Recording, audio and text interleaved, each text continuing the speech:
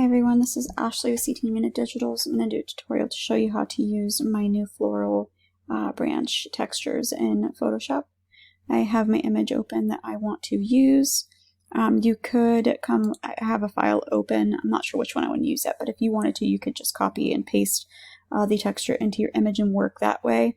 But if you're not sure which texture you want to use, using Place Embedded can be a little bit easier, so I'm going to do it like that. First, I'm going to use my quick selection tool and select subject.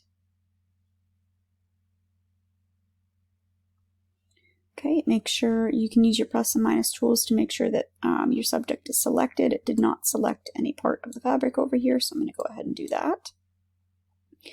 Everything else looks good, so I'm going to duplicate the layer and create a layer mask. And then you can press Control or Command for Mac on your keyboard plus I to invert your layer. And then I'm going to go to File and Place Embedded. You can navigate to the folder with your textures. I'm not sure which one I want to use. I'm going to go ahead and use because I don't want to change the color too much, I'm going to go ahead and use a beige color to kind of match her fabric. Okay, and depending on what blending mode you use, it may or may not matter with the light direction, but typically it does. So this is checked up here if I want to keep my proportions. I'm going to uncheck that. I'm going to bring this down just a little bit so it shows more of the branch. And then I'm going to change the blending mode to soft light for this one. You can play around with different ones. I'm going to leave it on soft light. And then I am going to, I'm going to hide it for a minute.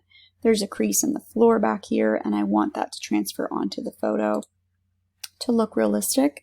So I'm going to go ahead and I'm going to grab my marquee tool, and I am going to go ahead and start right there where it would naturally crease, and then bring it down, and then I'm going to go to Edit, Transform, and Perspective.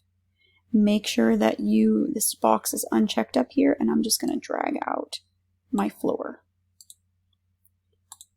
Okay, and then deselect, and then I'm going to come back over to my overlay layer. You can either press Alt on your keyboard, hold it down, and click between your layers, or you can right click and create clipping mask, and that's going to put it behind your subject. Now you can decrease the opacity on this, which I would, or I can leave it full opacity, and it's just a little bit too much saturation. So I can unclip it. I want to unclip it when I'm working on just this layer. I'm going to add a hue saturation layer. I'm going to create a clipping mask, so it applies to only my my texture and not the rest of my image. And I'm going to drag down the saturation on this because I want it to be more of a brown beige and not so much like a bright orange. And then I'm going to go ahead and merge those layers together, change my blending mode back to soft light, and clip it again. Now if I wanted to just bring, it's still a little bit bright compared to what my initial background was, so I can unclip it again. I can come up to my curves here, create that clipping mask, and I can bring it down so it's a little bit darker.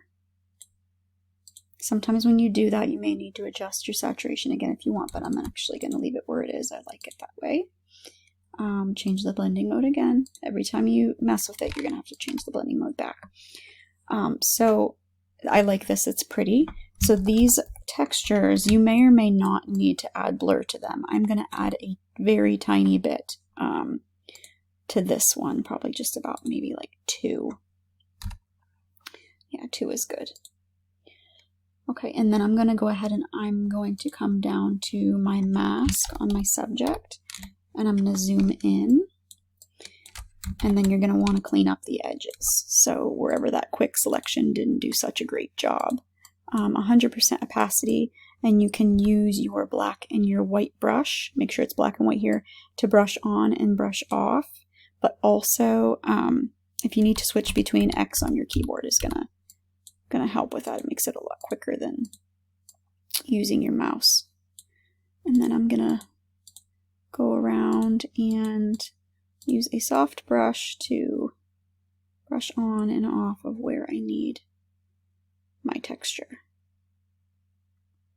If you want, you can spend more time trying to fine-tune your selection in the beginning, but in my opinion, it's easier to just brush it off later because you're going to have to do this regardless. I'm not going to do this perfect. I would take a little bit more time, but I'm kind of going to do a quick job of it for tutorial's sake.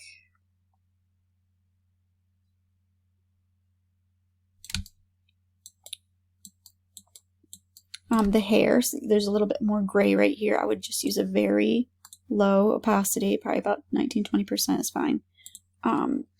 White brush, and then just little by little, just brush it in there just a little bit.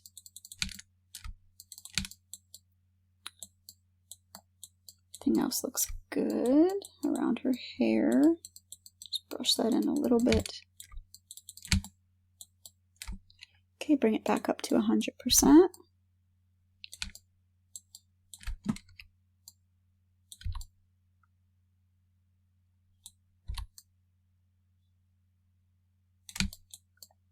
Okay, now around the fabric. So this fabric is a little bit see-through, and the color, see, I want to get rid of like these very obvious spots.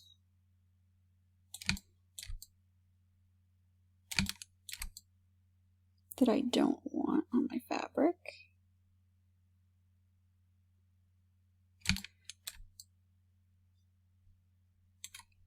Actually, can't tell, couldn't tell if that was the fabric or not.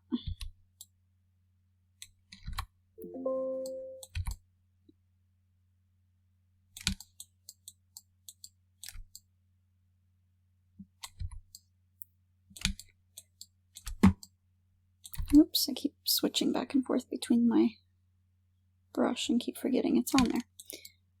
The feet usually need a tiny bit of work around them.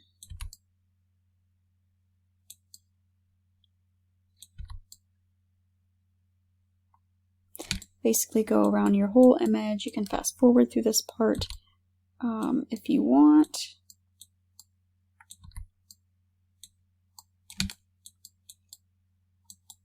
Just looking for the very obvious. Okay, and then I'm gonna, I guess, finish all the rest of the way around. It should be okay, but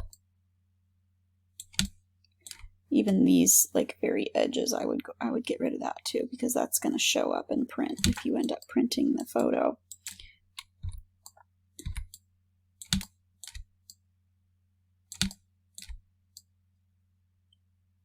I like go around and get rid of all that thin, bright line. Okay, so I'm just going to zoom out for now. And I want this to be, I want to paint it on there just a teeny tiny bit. So I'm going to make my brush bigger. And I'm going to do about 10% on white. And then I'm just going to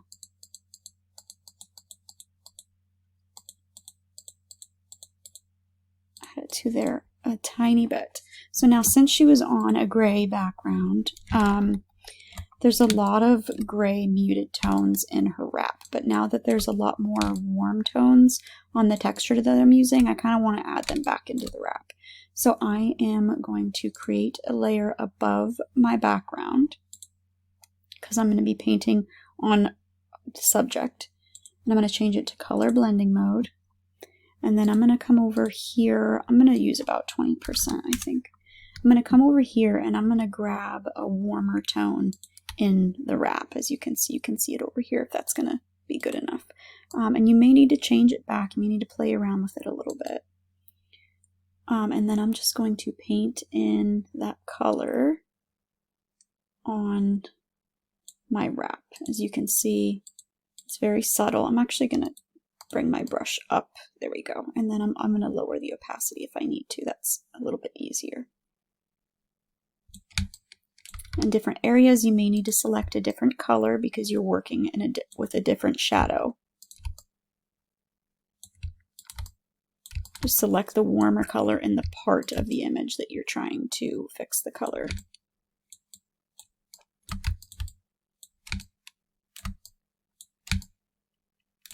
think that's good. And then I'm going to lower. I would do up here too, but I'm not going to get too intricate. I just wanted to show you. See if I get rid of that. Oops. If I get rid of that layer, it filled in. It made it pretty again to match like the reflection that I would get from that backdrop. Okay. Zoom out. And then before and after, totally different image, and that made that really pretty. So if you want to change like the color of the image, like if I didn't want the color on here to be on here at all, and I kind of just wanted the branch overlay on the backdrop to blend in with the backdrop that's already there, you could, I'm going to unclip this. And I'm going to change, I have some people ask like, well, I have Thunder Gray and I use that and I kind of wanted to just match the Thunder Gray and not be color overlaid. You could just add a black and white layer and then merge your texture and your black and white layer together. You'd have to change the blending mode again, soft light, and then put a behind your subject. And now it matches the original backdrop that was already there. So it's not going to add additional colors to your image. That's not what I was wanting to do though, so I'm gonna go back and delete that. You can also, if you're wanting to use, change the color of it a little bit, you could go up to adjustments and add a hue saturation layer. Go ahead and clip it to that texture, and you can slide your hue slider to get a different color. Like say if I wanted to use a purple or a blue, could do that, and then you could merge the color or the layers, change to soft light again, put behind your subject, and now it's blue. And like I was saying before, so I'm going to go ahead and I'm going to get rid of the texture. I'm going to open a different, or I guess this is different, so I can use this, but I wanted to use maybe a different color. Let's use this red. Okay, and I'm going to select all, edit, and copy. Oops, I don't know what I just did. Select all, edit. It's not selecting all, there we go. My Photoshop is lagging, okay. And then edit and paste into the image. What's going on here? Sorry guys, my Photoshop is, I don't know what it's doing on me. Okay, I'm gonna go ahead and flip this to match the light because it's coming from the opposite side on my image. I want to resize. And then I usually always use soft light blending mode. And then clip it behind the subject, and that's another way you could do it. And I would do the same thing I did like with the floor, changing that. So that's an option to copy and paste. Now, if you want to flip between the backdrops to see which ones work better, you could, I'm going to unclip this real quick, and I'm going to right click on here, and I'm going to convert to a smart object. And then I'm going to right click again, and I'm going to press replace contents, and then click any other one that you want to try. Just grab this one. And then resize again. Sometimes you need to resize, sometimes you don't. And then clip it behind your subject, and you could see that one. We can do it again. Replace contents. Let's try a dark blue one. See, and it will just, if you keep flipping through them, you can, this is a really pretty one too because the flowers match the wrap. You can just keep flipping between them to see which one works best. But there's a lot of them in there. They're all very pretty. Depending on your image, like if you had a bright image, you might be able to use it on normal blending mode and then just lower the opacity and brush it in here or there, whatever you want to do. But with these, I typically just use them on soft light. If you have a brighter, let me show you. Go ahead and replace contents again. Say I wanted to use like this one, but it's a little bit brighter. I could use it on multiply blending mode, so it's a darker shade. See soft light, multiply. Some people use them on overlay. If they want a little bit more contrast, that's a little bit more contrast in my opinion. But it's totally up to you and what you want your final image to look like. But there are a bunch, I think 32 I made, 36 actually, in here, and they can work for all different styles. Like again, if I have this one, I could change the hue before I even use it. Say I wanted it to be like a blue or a pink. You just have to be careful with some of them because it is going to change the color of your flowers too if you use the hue slider.